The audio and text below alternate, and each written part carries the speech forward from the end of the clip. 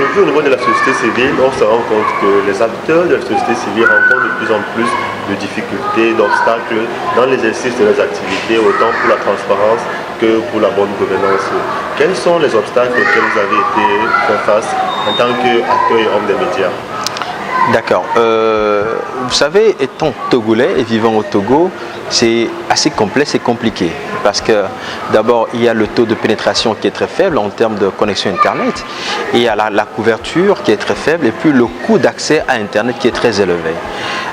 Pour se connecter à Internet, d'abord pour chercher des infos, c'est compliqué. Soit on dit que c'est la 3G, mais à des niveaux donnés, nous sommes à la 1G.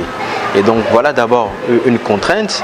Et l'autre contrainte, c'est le coût financier qui est très élevé. À peine vous vous connectez et puis vous dépensez beaucoup, mais vous n'avez pas le service pour lequel vous payez vous déboursez de l'argent. Et donc, à la fin du mois, vous vous retrouvez avec un budget assez colossal, mais vous n'êtes pas satisfait. Et au-delà de cela également, vient s'ajouter le troisième point qui est la censure.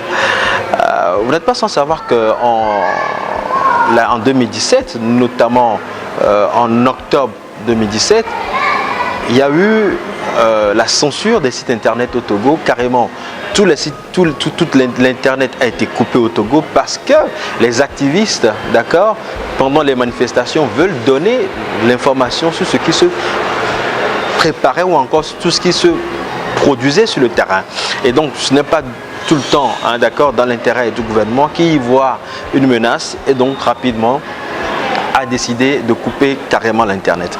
D'abord, c'était la censure sur les réseaux sociaux, mais les activistes, les journalistes ont su contourner cette censure par les VPN, mais après, ils se sont rendus compte que ce n'était pas assez fort, ils ont carrément coupé Internet. Voilà, entre autres, des obstacles que les activistes ou encore des journalistes rencontrent dans l'exercice de leur fonction ou de leur travail, mais au-delà également, il y a, disons, une poursuite qui ne dit pas son nom.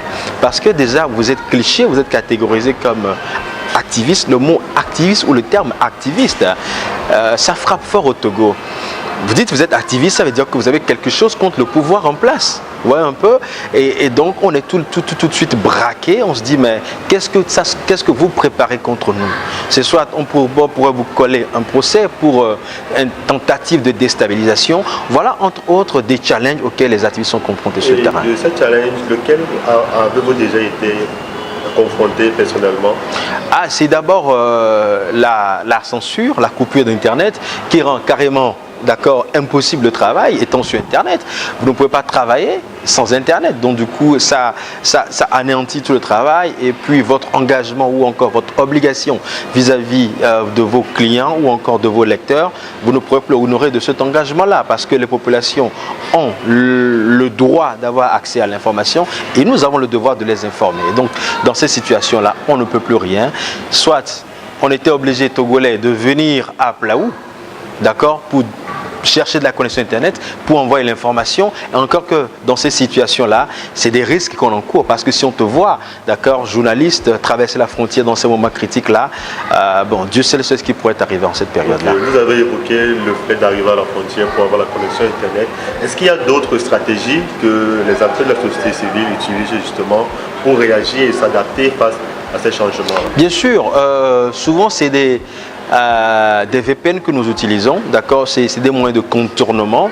Certes, moi je n'ai pas traversé la frontière parce que j'étais déjà plus ou moins un peu aguerri, formé en la matière, donc j'avais des outils à utiliser pour pouvoir avoir ne serait-ce que le minimum d'accès à Internet pour pouvoir converser, pour pouvoir envoyer de l'information. Bon, certes, il y a ceux qui sont des lettrés, d'accord, sur les réseaux sociaux qui le savent, mais ce n'est pas tout le monde qui le savait. À part les VPN, il y a également des outils, d'accord, qui permettent de contourner la censure ou encore qui permettent justement de faire croire que par exemple je suis aux États-Unis alors que je suis encore à Lomé. Il y a du moins assez d'outils sur Internet qui sont des outils libres d'accès que nous avons utilisés pendant ces périodes-là. Ok, et au cours de cet atelier justement, vous avez été introduit pour certains et également avoir découvert certains outils pour la cybersécurité et certaines techniques également. Quels sont ceux d'entre vous que vous pensez qui pourront vous aider à mieux réaliser vos actions? D'abord, je suis très content d'avoir suivi cette formation parce qu'il y a des dispositions que nous prenons, mais là, actuellement, je me rends compte que c'est du dépassé. Parce que on se croit bien informé jusqu'à ce qu'on le rencontre mieux. D'accord? Et il y a par exemple l'authentification, la double authentification que nous faisons avec nos mails, et je me rends compte ici que c'est dérisoire parce que souvent on se dit bah, attends, pour se connecter à internet avec Gmail par exemple, il faut faire recours à son téléphone portable avec le SMS, mais nous sommes dans un pays où l'autorité a accès à nos messageries, d'accord, donc ça veut dire que c'est désuète.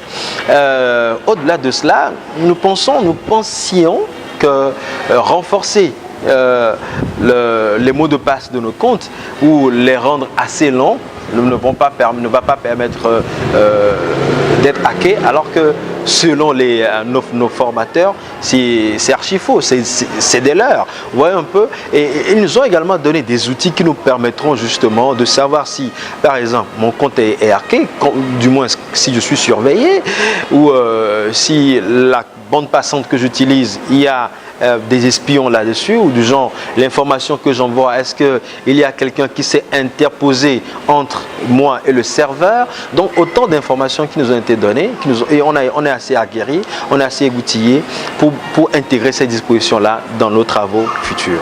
Ok, et enfin pour conclure, quelles sont les actions ou les secteurs dans lesquels vous pensez que la société civile devrait prioriser pour pouvoir être plus efficace et plus responsive dans les actions qu'elle mène? Vous savez, la société civile togolaise ou encore africaine, on a pris en cours les technologies, ils ont pris en cours les technologies de l'information et de la communication, mais je pense qu'elles ne les utilisent pas assez. Ces sociétés civiles ne les utilisent pas assez parce qu'il ne s'agit pas que de dénoncer, mais il faut informer et éduquer en amont. Par exemple, si l'autorité prend des dispositions ou bien vote une loi qui restreignent la liberté d'accès à l'information, au lieu de dire nous ne voulons pas de cette loi-là, autant faire une campagne d'information pour que les populations ou la population puisse comprendre les conséquences du genre ce que ça induit, cette restriction par l'adoption d'une nouvelle loi du gouvernement sur Internet et consorts. Alors, ça ne sert à rien de dire juste on n'est pas d'accord, mais il faut aller au-delà, sensibiliser en amont, informer les populations pour que ça ne soit pas juste une lutte d'acteurs de la société civile, encore d'activistes, mais que ça soit une lutte portée par toutes les populations, parce que ce ne sont pas que les activistes qui utilisent les réseaux sociaux ou encore les outils Internet. Vous voyez un peu, donc il faut beaucoup plus intensifier les actions sur l'information, la communication et la sensibilisation. Mais au-delà, il faut également aller beaucoup plus vers l'éducation aux médias. Aujourd'hui, nous sommes dans un contexte où il y a le phénomène des fake news. Et ce n'est pas que le Togo, ce n'est pas que l'Afrique, c'est un peu partout.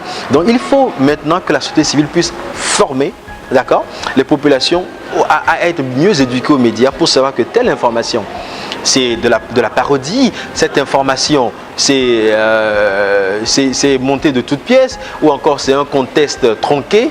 Donc pour que les populations ne se laissent pas emballer dans les fake news, parce que les fake news, ce n'est pas que les populations ou le citoyen lambda qui l'envoie, il y a aussi le gouvernement qui peut distiller des fake news. Okay. Est-ce que vous avez un dernier mot pour ceux qui nous écoutent? Je pense aujourd'hui qu'il ne faut plus considérer les réseaux sociaux ou les nouvelles technologies comme une menace. On ne peut considérer ça comme une menace que quand on a quelque chose à cacher. Libérer les données, permettez à ce que les citoyens puissent avoir accès aux données publiques, et comme ça, ça vous rend beaucoup plus redevable. Si par exemple vous faites quelque chose, vous faites une action et que vous permettez à quelqu'un de vous contrôler, vous-même, vous êtes contraint à bien faire parce que vous savez que derrière, il y a un surveillant. Libérez les données, permettez à ce que les citoyens puissent être les watchdogs, les surveillants derrière vous, pour que vous aussi, vous puissiez être aussi redevables. Sur ce, je vous dis merci.